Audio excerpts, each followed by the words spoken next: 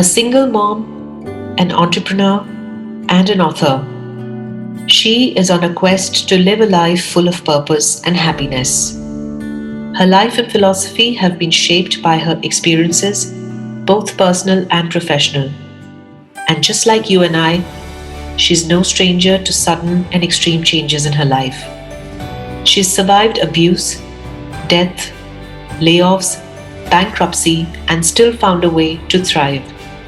This one is truly unstoppable. Please welcome Supriya Jain.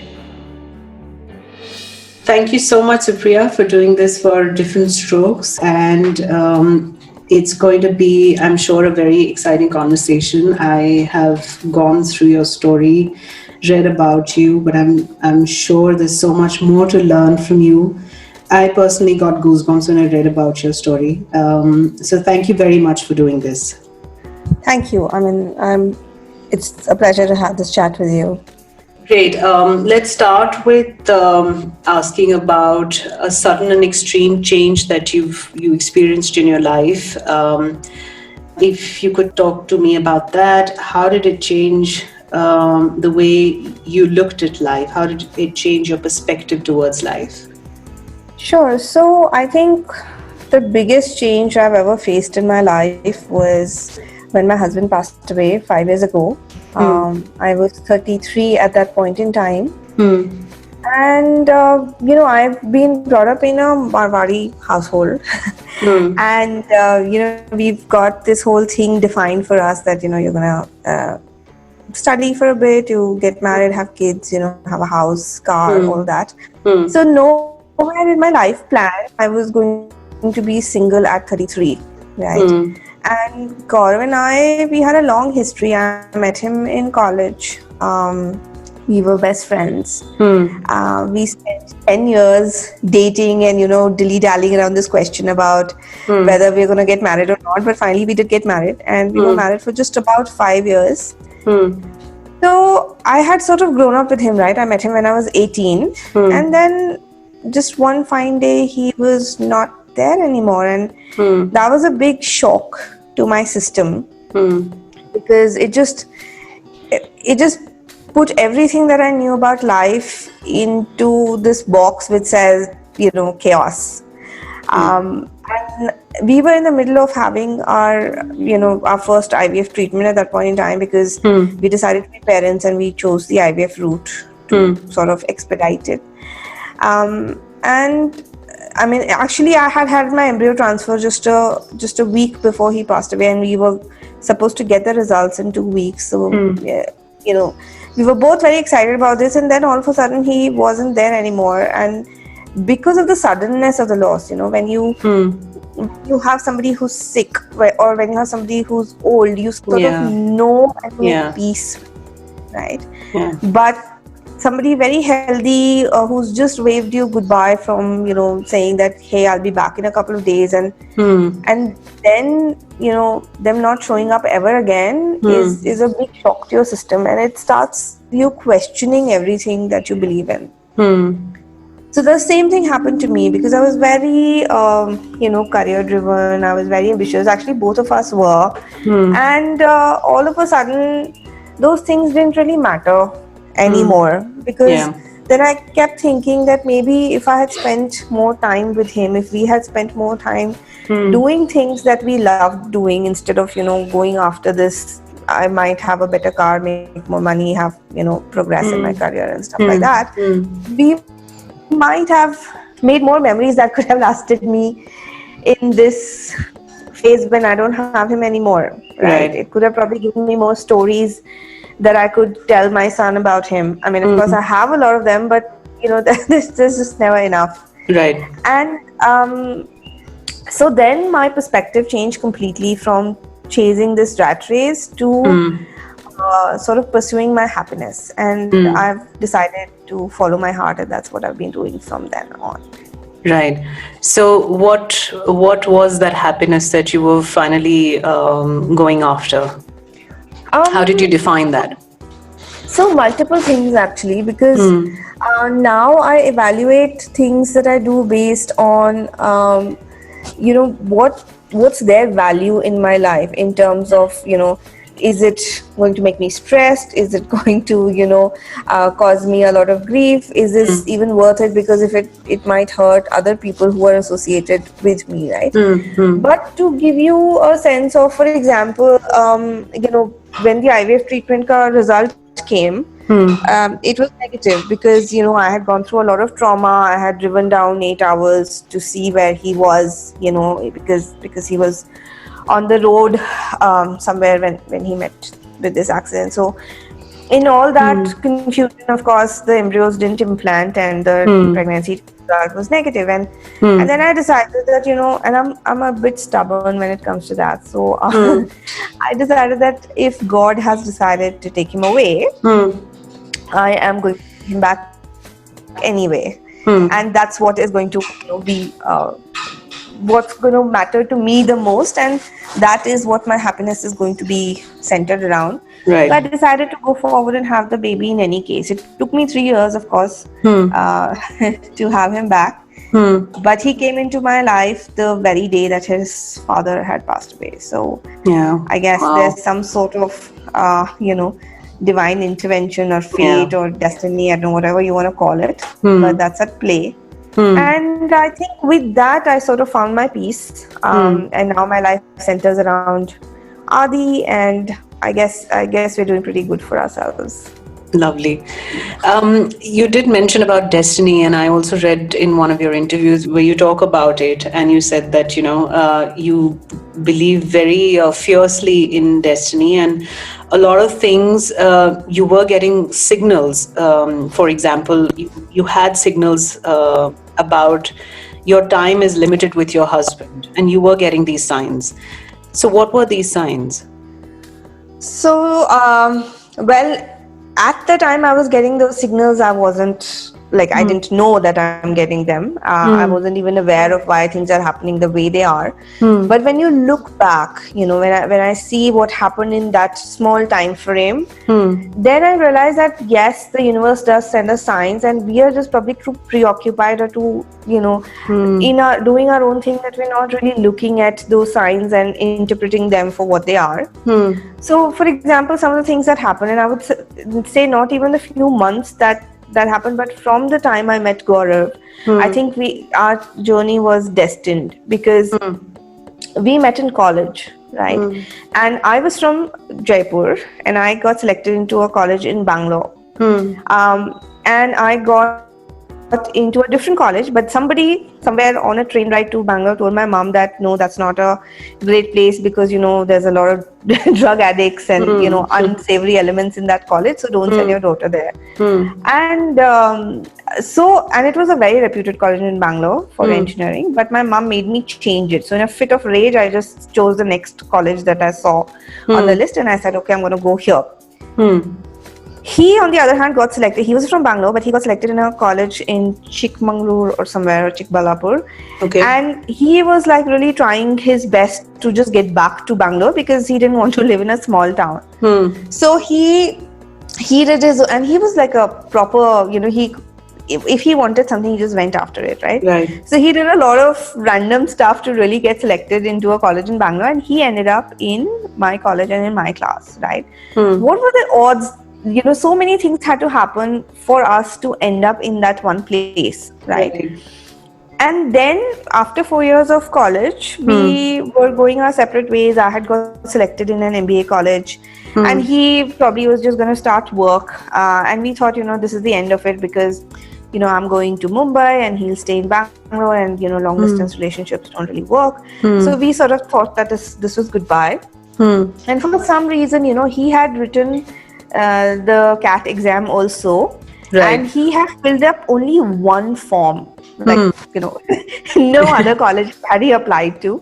Somehow we both got called for the same group discussion. We were the only 2 people selected from that group discussion for an interview. Wow. And then I was picked for the college, right? And Gaurav wasn't picked, so we were very upset, but okay, very stoic about it also. And then somehow 2 days later, he gets a call that you were on the wait list, and now some people haven't joined, so you were selected for the college. Oh. At first, he thought it was a joke. But we got like, so then he realized, no, the administrator is right. And, he had to, pay the fees and, get chosen for the college. And by some twist of fate, his dad was in Bombay that same day, right? And the fees had to be paid the same day. So somehow he was able to run around and get the fees paid, and we both ended up in the same college again and in the same class.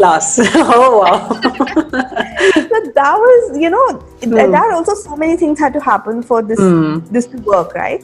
And I'm hoping that I'm not boring you with this whole story. No, I'm just imagining this like a movie actually in my head.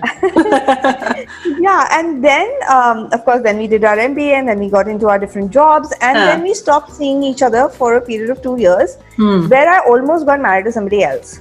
And because mom was very worried that you're almost 25, 26 now, at least get married, the usual spiel. But that had reached a stage where our parents had spoken, like the other guy, his parents and my mom had spoken, like to an extent of fixing date, but somehow it just fell through, right? And 2 years in between, me and Gaurav hadn't spoken to each other. And then one day he calls me and he's like, "Do you want to get married?" And I said yes. So it was such a matter of fact put, do you want to get married? And no conversation before this, right? No conversation for 2 years, nothing, silence. And then all of a sudden I get this call and he's like, "Do you want to get married?" So, and I was like, yeah. So that's how it happened, and we got married and all that. The final stage, the final 3 months. So in this whole, back and forth, we had known each other for almost 15 years, right? And he knew that I'm not very keen on having children or anything because I thought I couldn't take the responsibility. But he was really, he loved kids. And so, I thought if he has to have kids, where are they going to come from? We will have children, but you will take care of them. My job finishes after giving birth. Right, okay. And this conversation happened in May of 2015. He never pressurized me. He never pushed me that we should have children. But I think marriage is like a sort of a give and take also to a certain extent, right? You have to be conscious of your partner's wishes also. So if he was respecting my wishes of not having children, then I also need to respect his need to have children, right? Right. So we said, okay, we'll give it a try and we see how it goes. And we directly went to a doctor. We didn't live a very good lifestyle, we were eating out all the time, we didn't exercise, all that, partied too much. So the doctor told us, no, you're all fine, but of course lose weight, stop drinking, eat better, and take some vitamins. In 6 months to start trying, and I think it's gonna work. Right. But somehow Gaurav thought that we shouldn't wait 6 months. And he said, what if we just go straight to IVF? The doctor was like, nobody does that because of course it's a expensive procedure and it's a painful procedure. Why would you want to do something like that?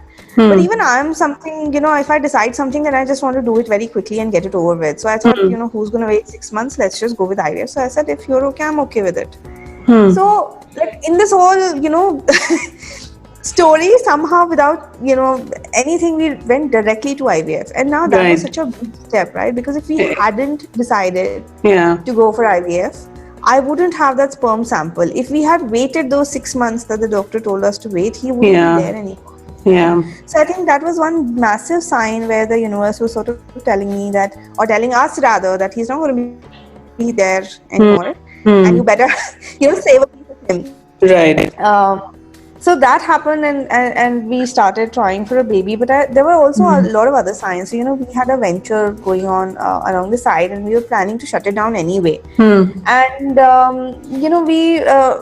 we gave our clients a notice. Like we had been talking about it, that let's give a 1 month notice and close it off, because the baby was taking priority, and there was just too much happening in our life, and we didn't want to spread ourselves too thin. So we gave the client a 1 month notice, and he was gone in that 1 month, right? The day after the notice came to an end, he was not there anymore. Wow. So, I mean, what would, put us into this frame of mind to say, ki nahi, isko band kar dete hain? Yeah. And in that last 1-2 months, I mean, I've never been very affectionate as such. I'm a very reserved person, and I love people, but it doesn't come out in displays of affection. Right. You're not very expressive that way. Yeah. So in that 1 or 2 months, I just couldn't stay away from him, right? So if he's sitting in a sofa, I'll come sit next to him. If he's walking around, I'll walk behind him. If we're just sitting and watching TV, I have to hold his hand. So he was also like, why are you so affectionate all of a sudden, And he said, "Biwi, tumne itna pyar to mere ko 15 saal mein nahi kiya. Abhi kya ho raha hai?" He used to call me like, the Hindi version of wife. Right. So, Biwi. yeah. So, and I didn't know why am I doing this, but it was just happening. And maybe again that was a sign which said that get all the affection that you can right now, because you won't again. Yeah. So yeah, I think signs are there. We're just too I think blind to see them, except in retrospect. Yeah, well, you know what they say, right? That whatever plans we can make for life, they just never turn out to be the way we think, because God has other plans for us and they may be better for us, but we only get to know much later. Yeah. Yeah. That's true.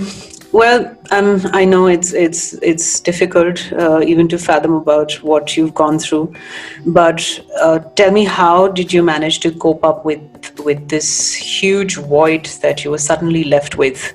What was your coping mechanism? I don't think I've coped with it even yet. Right. Even now, I sit and cry about it. But and August is, of course, a very, very difficult time. But I think one of the things that sort of helped me divert my attention was the baby project. Right. Because IVF in itself is so consuming. It just takes over your life that you don't have time to think about anything else. You're just in this whole haze of medications and treatments and timings and whether my cycle worked or not, and everything else that's associated with it, that you don't have time to dwell on anything else that's going on in your life. And I think that really helped, because if I hadn't set my sights on I'm going to have this baby no matter what, I would probably be spiraling down more into the grief and thinking, oh God, why me, and why has it happened to me, and I'm just 33 and my life is gone. But because I had something else to focus on, I sort of didn't get into that spiral. And what else helped me at that time, because of course I had to vent this grief in some way, right? Yeah. And like I said, I've never been very expressive. I've never been very good at vocalizing my emotions. Yeah. And so I just started writing. The written word has always been my preferred medium of communication. I think in this it also helped me as a catharsis for all that I was going through. So if I was feeling a particular emotion, or if something was bugging me or troubling me, or just wanted to relive some of the old memories, I would just start writing. So that started as a blog. I think I wrote over 300 entries over a course of 2 years, 2.5 years, and then that finally became a book, which chronicles this whole journey. Right. From the time I lost him, and it also has these little anecdotes about what he was and what we were. So I think that really helped. I also went for counseling, but unfortunately that didn't work for me. I tried 2 different counselors. I went for 2 to 3 months, but like I said, maybe just because maybe it should have taken longer. I just couldn't afford it longer than that. Right. It was $2,000 a session. I just didn't have that kind of money at that point in time. So they kept asking me to get in touch with my feelings and my emotions. I just didn't know how to do that. So they weren't probably able to help me do that. So I chucked counseling and I just depended on my writing to do this. And yeah, that sort of worked out. It still works, because even now when I'm upset, I write. Right. But now it's more on Instagram. No, whatever form works for you.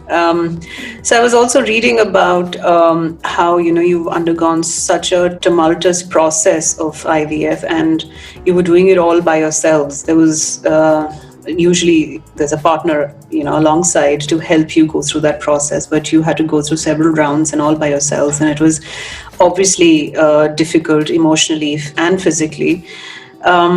So did you at any point think about giving up? I didn't think about giving up. I just, it was difficult. It was definitely very difficult. I cried a lot. I ranted a lot at I screamed at Gaurav a lot, even though he wasn't there to listen to it. But I never thought of giving it up, at least till the time I had that vial of sperm with me, because it was, like I said, there were so many things that came together to make that little vial of sperm possible in my possession. And I just couldn't let it go. It would just be defeating that entire purpose. So I was willing to try anything. And I did actually. I tried almost everything. I did every possible test that was available. I even got my sister to donate eggs. And, she was very sweet. Like, she stopped breastfeeding her child a little earlier so she could go through this hormonal procedure to, donate eggs for me. And finally, when I realized that, it's not working for me, I even went for surrogacy, because, being pregnant was not so important for me. Having the baby was more important, so I even went for surrogacy, and that's how finally Adi was born. Right. So, no, at no point in time. I mean, there were a lot of people who told me that, why are you doing this? This is just insane. It's been so many months, so many years. I had to put a stop to it at some point in time. But I said, nature's already put a limit to it. They've already said that you just have 3 ml vial of sperm. So, why should I add one more limit of my own to it? I'm just going to see it through till the end and see what happens. Right.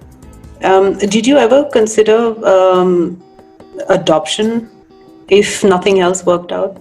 Did you think about it? So, okay, adoption has always been one of my wishes. Even when I felt that I shouldn't have a child of my own at all, adoption was on my list of things, because I felt there are enough and more children in the world already. Why do I want to contribute to it?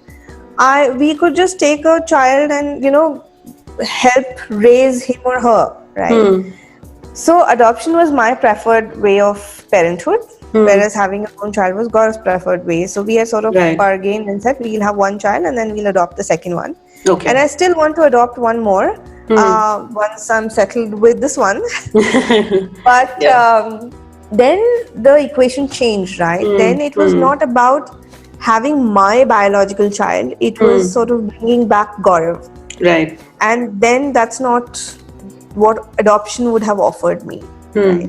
So my desire was not specifically, and I hope my son never hears this, but my desire was not specifically to be a mom as much as it was to have Gaurav's baby. Right.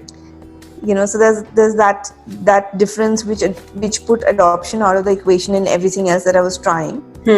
But of course, I mean, if nothing had worked out, and I probably would have considered adoption at some point in time, but my motivating factors were very different. And now that I have Adi in my life, I'm still thinking of adoption once, like I said, if things settle down. It's quite difficult being a single parent. So I just don't want to take up a kid and say, hey, you know what, I wanted to do a good thing and now I don't know how to deal with it. So we will figure that. So now that you've decided to, embrace companionship through motherhood, I'm sure life has changed for you, right? How has it changed for you after having Adi in your life? Oh my God, nothing is the same. One is that you don't live for yourself anymore. Even when I was married, Gaurav and I were two very separate entities. We didn't really merge a lot of our things. We were very independent people who just found this, nice space to be together in. So I had never experienced this kind of immersion in anything so entirely, it was always you were doing things because you wanted to do them. Now the first responsibility is Adi. Everything happens because in terms of how it's going to affect him, right? The kind of work I do, the kind of hours I operate in, the kind of groceries I shop for, everything is around Adi. And of course I'm doing a lot of research on how do I want him to grow up. I don't have plans for him to excel in academics. In fact, I don't even want to send him to school. But then what does that mean for his future, right? So there's a lot of stuff that I'm thinking along those lines.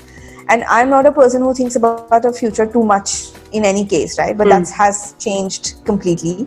And of course, there's this whole responsibility to earn a decent income, to give him a decent lifestyle, right? Which is something that probably if it was just me, I wouldn't have really focused on, but that's something like you can't take a break, you can't switch off. And since it's only me, there is nobody I can pass the responsibility on to. Like if you have a partner, you can say, hey, you know what, can you go take him to the doctor, or can you go play with him in the park for a change, right? But for now it's just me and him, and that sort of doubles the responsibility, I would say. It's completely different from what it was 2 years ago. I'm sure it is, but I'm also sure that you're loving every bit of it, right? Definitely. I mean, some moments I want to scream. I mean, just the other day I was telling my help, thankfully I have a full-time help that I've hired to at least do a lot of the basics. But I was telling her, please, and I have a dog also, right, who's super jealous of the kid. 2 babies. So, yes, 2 babies. So they both, the minute I wake up, they both just keep staring at me. They both keep talking or barking at me. The kid has some whole different story to tell. And I'm like, oh my God, for one whole day, please, nobody look at me. And nobody. But of course, that's not happened. So, yeah.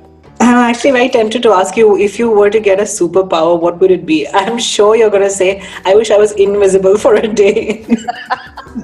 Definitely invisible, and so that nobody could hear even walking around. Yes, for sure.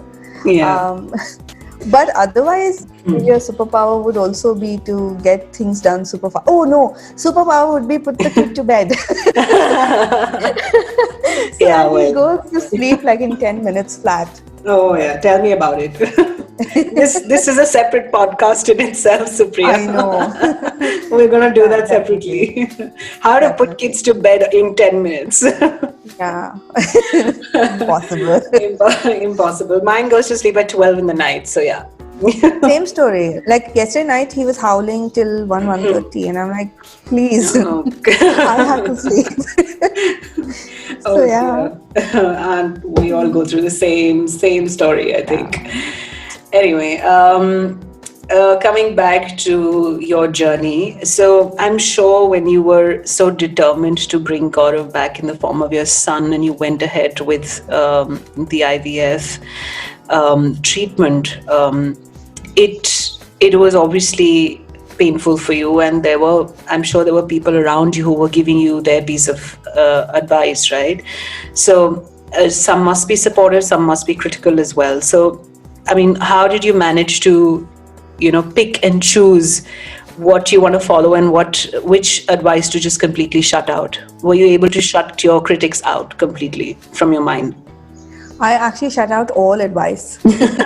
Because I figured this is a very unique journey and nobody has an experience of what it's going to be like. So whatever advice is coming from their need to be protective of me and their need to see me through what's best for me. But they were looking at it from a more conventional angle, like that how life needs to be. And I had realized that my life is never going to be what it should have been. So I decided that yes, advice is great. It's coming from a good place, but maybe it's not very relevant for me. So I just shut it all out, which was easier than picking and choosing. Right.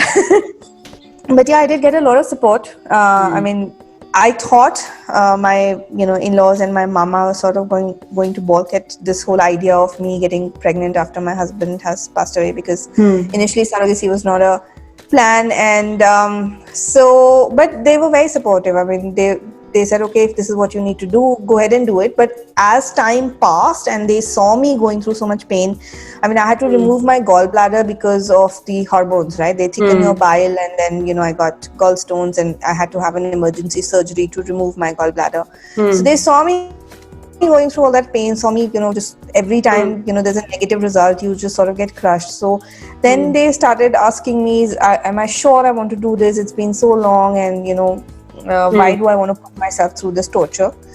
So So I knew they meant well, but I also knew that they don't know what's going on in my head, and I'm a very individualistic person anyway, right? I do what I believe is best. Right.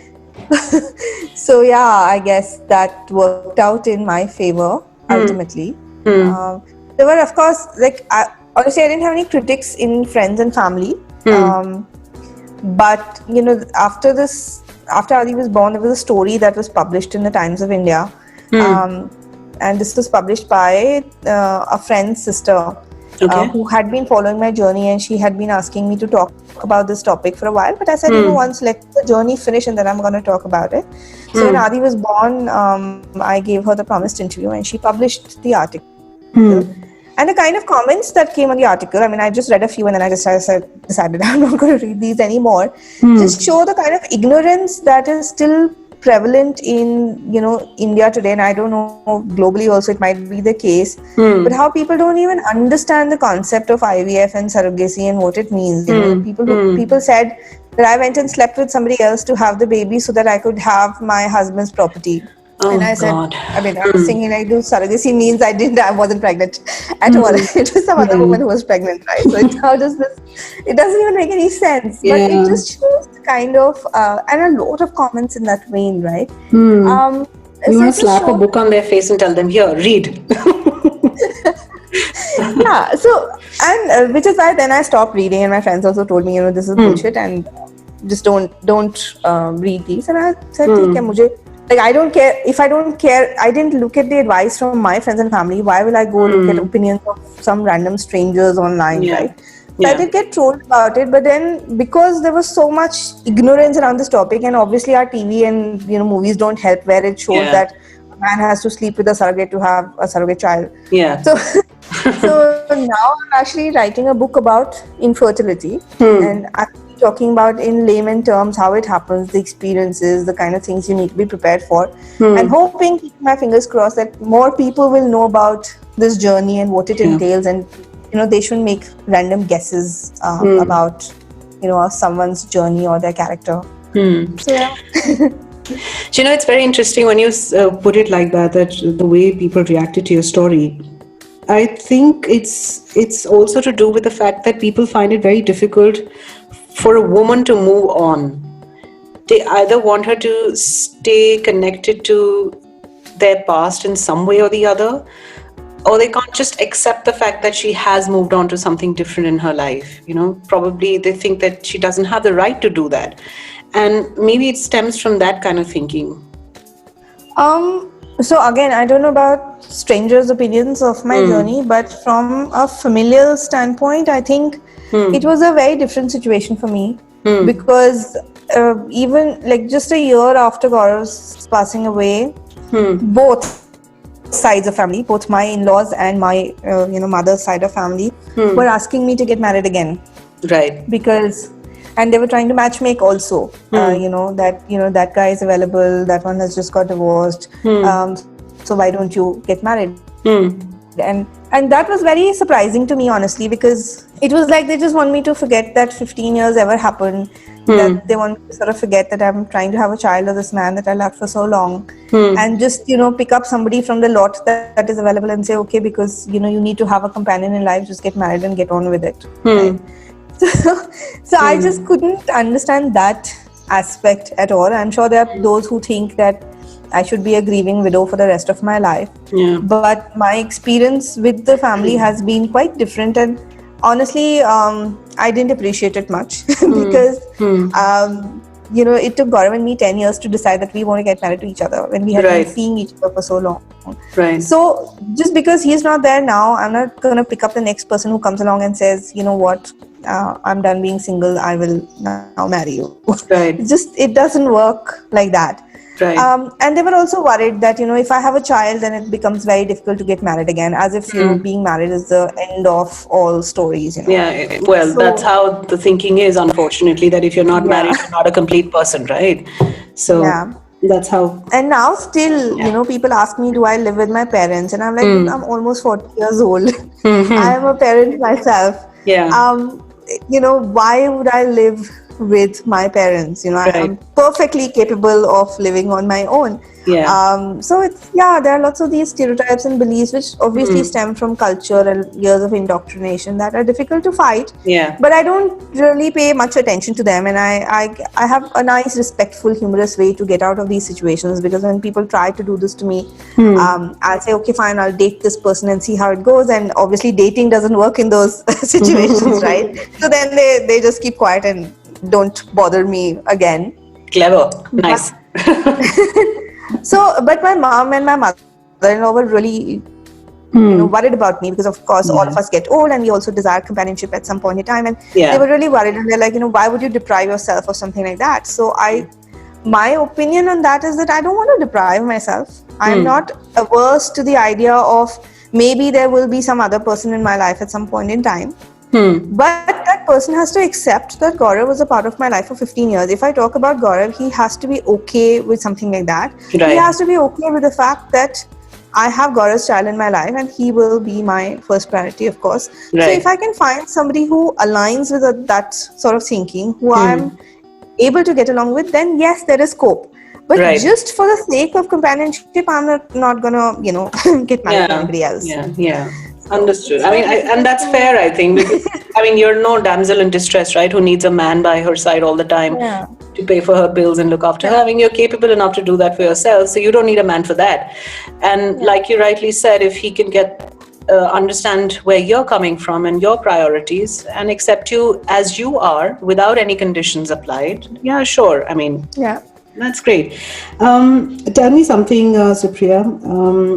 Adi obviously is going to grow up, and unlike other children who have, a father around them, how do you plan to keep Gaurav's memories alive for him? Or have you thought about this, that he's not going to have a father around him, but I know that you must be, right now fulfilling the role of a dad and a mother for him, but there are certain memories and stories, like you mentioned, that are there that you would want to pass on to Adi, right? So how do you plan to do that? So I think, which is one of the main reasons why I wrote the book, because I just wanted to preserve those memories, so later, he can read through them and sort of realize what our journey was like and what his father was like. So in the book, there are snippets of Gaurav as a person, how he used to help people, and stories from other folks about what they thought of Gaurav. So, and what we were like as a couple when we met for the first time, things like that. So there are a lot of these anecdotes that I've compiled in the book for Adi to read. I already see that, he looks at other men in a very curious way, because at home, of course, he doesn't see any of them. So when he meets my brother-in-law, or when he meets, husbands of my friends, he's very fascinated by them, because they're, of course, they look different, they're taller, they're he's very excited about all that. And of course they can throw him around, something that I used to be able to do earlier, but now as he's growing up, of course I can't. So he gets very excited about that, and I sort of have that regret that he would not be able to do that with his father. And I also regret that Gaurav and I didn't make enough videos that we could show him. In fact, I only have one video of Gaurav, that too an official one.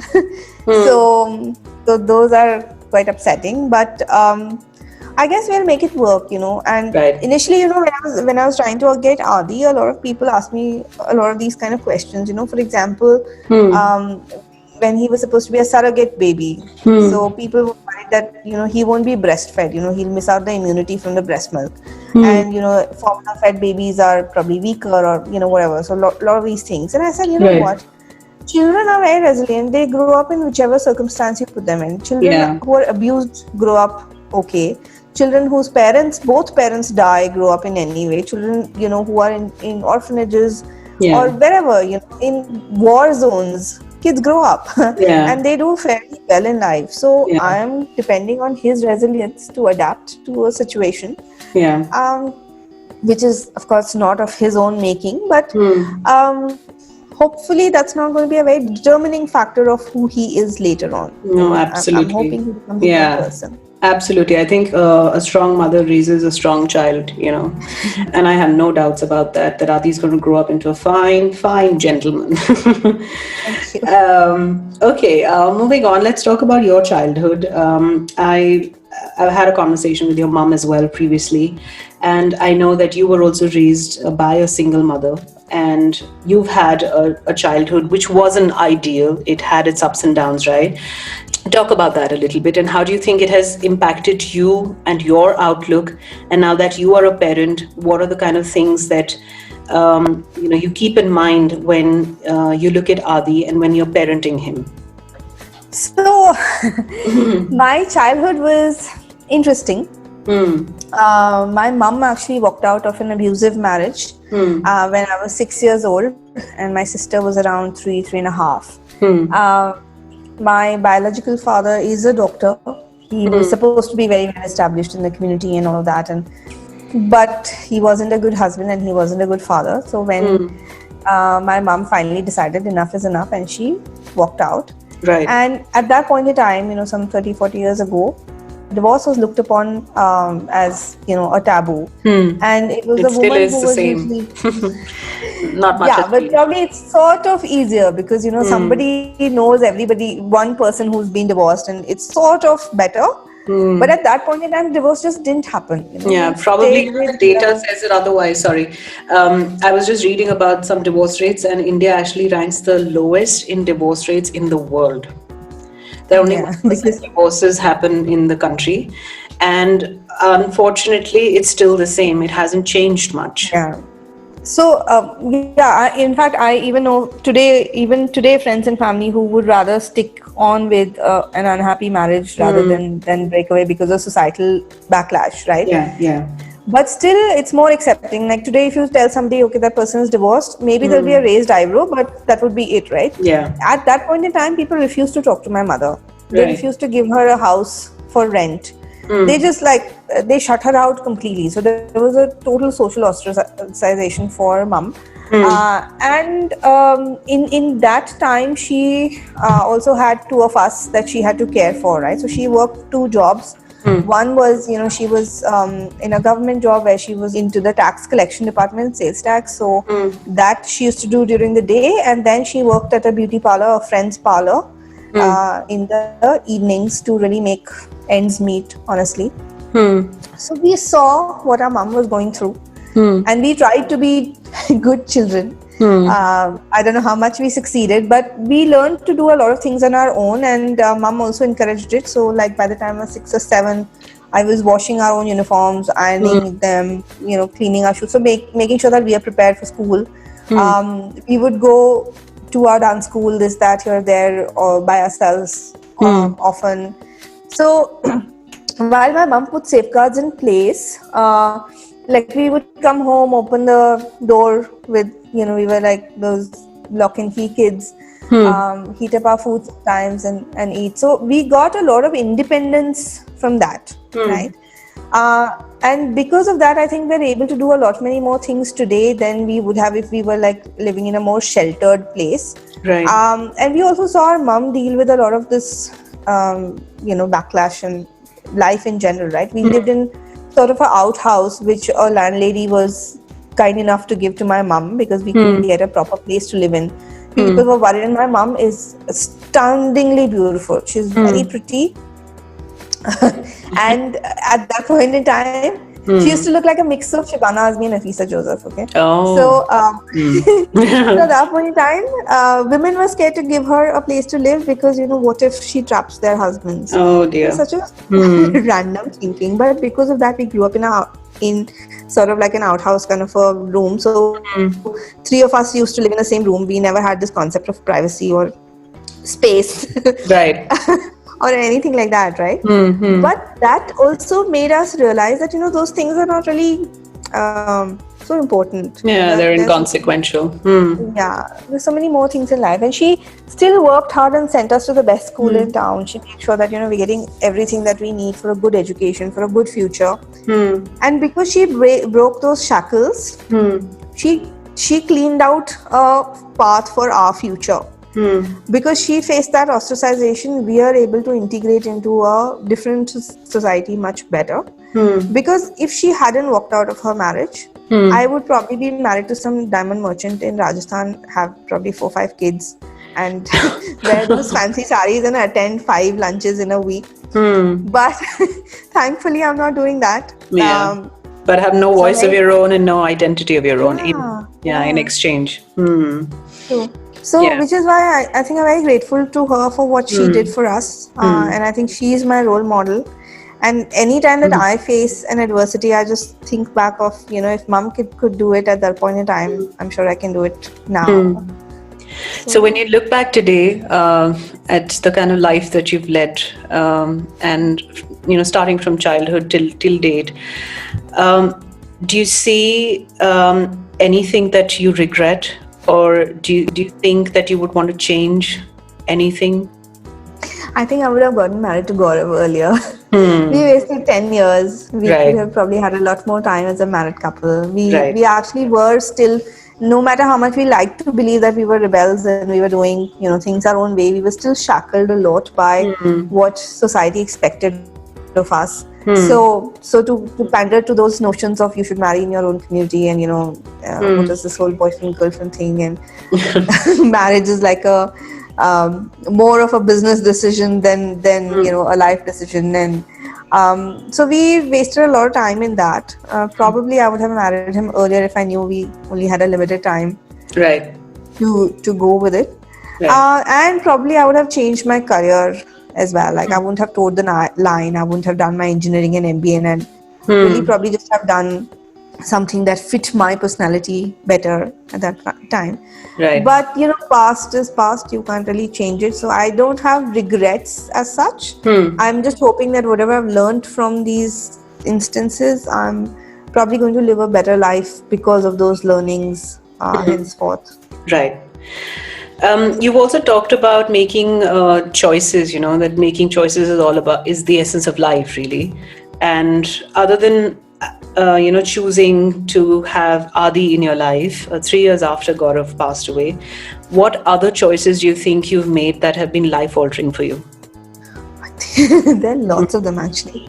Because, but again, that journey started from this decision to have Adi. And since then I haven't looked back. So, but, even before we started on our first IVF treatment, so Gaurav had,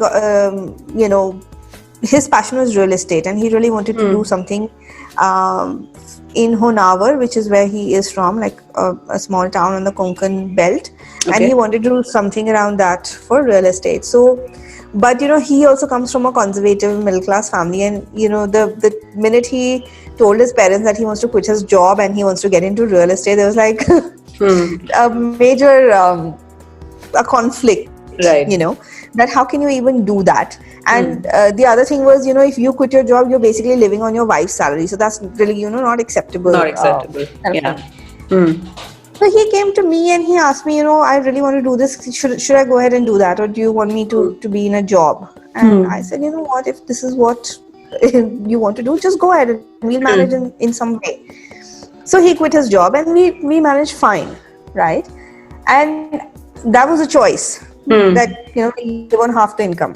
Then just before we were starting the IVF journey, I wanted to start my own venture. I had just about had my fill with the corporate world, and I didn't want to go to office for another day. So then I asked him, he's still out of a job, right? And real estate takes a lot of time to start. So he's still out of a job, and I asked him, dude, I really want to quit my job. I cannot go to this office anymore. He said, okay.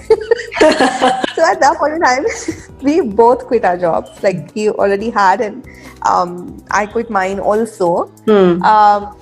And that was a radical choice also, right? That okay, now we're both unemployed and we don't know what we're going to do. But we're going to start with a very expensive IVF treatment and see how it goes. So that was another life-altering choice, because that started me on this whole venture that I built over 3 years. And that also gave me a lot of flexibility to do the IVF treatments, because if I was in a job, I couldn't have applied for leaves for 15-20 days every 2 months, right? To go get my treatment done.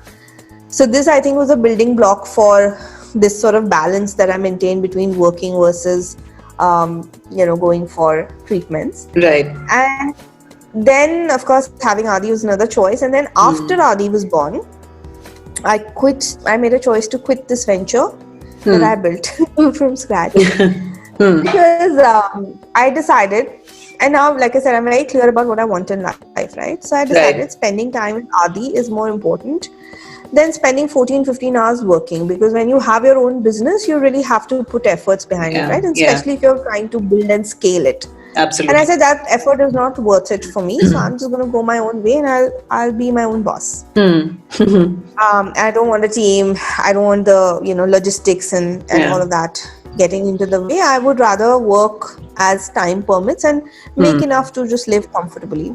So I think that was another choice, and everybody was again very aghast that you have a small baby and you just you've paid everything you earned to your IVF treatments, right? And now how are you going to manage? But I guess it just worked out fine. It does. It eventually does, actually. I'm probably in the same boat right now. Not making any money. Quit my corporate job, sitting at home and trying to find my feet again. And it's like starting from scratch, going back 15 years and starting everything from scratch. But yeah, it's okay. I mean, I like what I'm doing right now. At least I don't feel like a corporate slave, so yeah. That's exactly like that, right? And don't worry, it's gonna work out. So I'm not worried at all. I'm not making a dime, but I'm not worried. It's fine. Amazing. I've talked myself out of that feeling that I don't earn, I don't do anything worthwhile. So yeah, it's nothing good is going to come out of that. So yeah, I've talked myself out of it. Okay, we're now going to enter into a fun section, Supriya. It was not there the last time, but I thought we will lighten up the conversation a bit and we'll add this. Okay, in 3 words, Supriya Jain is... Oh God, you have to give me some time to think. Independent, articulate, and responsible. An advice that you would give to your younger self? Don't read too much into what others think of yourself. Define your own success and choose your own path. Right. An advice that you got from your mom that has stayed with you? My mom said a lot of things. Oh God, I don't know which one to pick. But she says, something like, if you want to achieve something, there is some pain behind it, and you have to live with that pain. You have to deal with that pain to really get to what you want. Right. So I guess that's been my life story, I guess. Right. Yeah, absolutely. A stereotype that you often challenge? That women need a man to, they have this whole dependency on men, and somewhere in their life a man must make decisions for them. Right. I think it's time to tell them we've turned the tables already. It's the other way around. Yeah.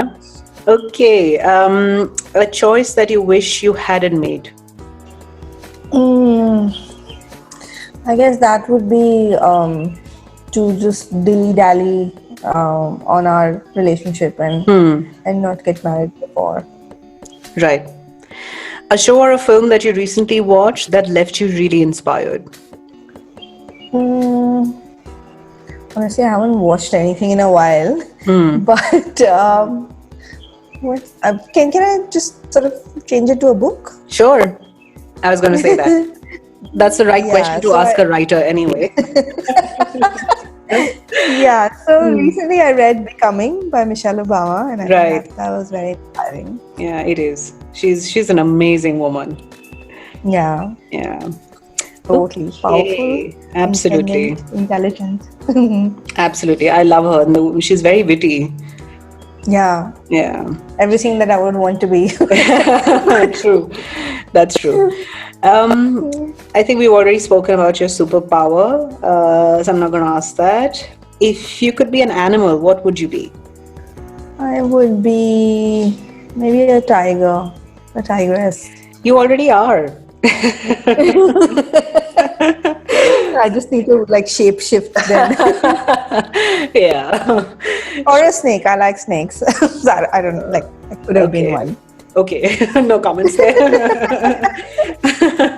Okay. What's your weirdest quirk?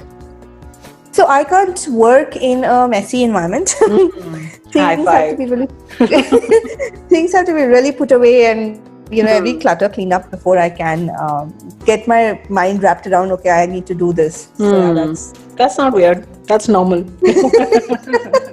oh please, I know friends who just work in the middle of such a pile of mess, and I don't know how can they even think. I think my That's weird. things block my thoughts. That is weird. Yeah, other I than can that, totally relate to that. I'm so maybe writers are like that. yeah. Yeah. Okay, if men are from Mars, women are from Earth. We are grounded. Like, we know what we are, who we are, and where we want to go. So we've got our priorities. I like that. Yeah. Okay, I think that was fun, and it's now the wrap of this conversation. Is there anything else you want to say to all the parents, all the women out there who are listening to us right now? I think my advice consistently is the same. Just be yourself. Think about what you want, as long as it's not hurting or harming anybody. Define your own path and follow your own path, because haters will hate, people will judge, but ultimately it's your life and you get only one life. So live it to the best of your capability. Absolutely, it's your story. You got to write it yourself. Yeah, and you got to control the narrative. Yes, totally. Yeah. Totally. Okay, thank you so much. It was lovely talking to you, as always. Thank you. It was a great conversation. Yeah. Loved it. Thank you. Bye-bye. Bye-bye.